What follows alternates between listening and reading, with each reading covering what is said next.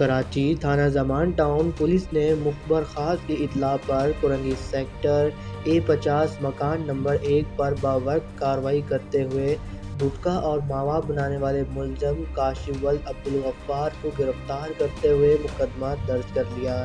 Investigation میں کاشف ولد عبدالغفار کی پشت پناہی کرنے والا جعلی صحافی محمد ناصر ولد رشید الدین قریشی ملوث پایا گیا، جس نے اپنے آپ کو کرائم نیوز پیپر کا نمائندہ ظاہر کیا اور تو اور انویسٹیگیشن آفیسر پر دباؤ ڈالنے کی ناکام کوشش بھی کرتا رہا۔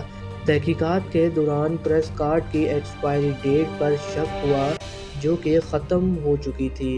تحقیقات کرائی گئی تو مقامی صحافیوں کی مدد سے جعلی صحافی ثابت ہوا، تو اس جعلی صحافی کو بھی گرفتار کر لیا گیا۔ ملزمان کے قبضے سے 1 عدد پیکنگ مشین، 4 کلو چھالیاں، 3 کلو ماوا پیکنگ بیگ، 4 کلو سفید پاؤڈر اور 2 کلو تمباکو تیار کردہ ماوے کے پیکٹ 50 عدد برآمد ہوئے۔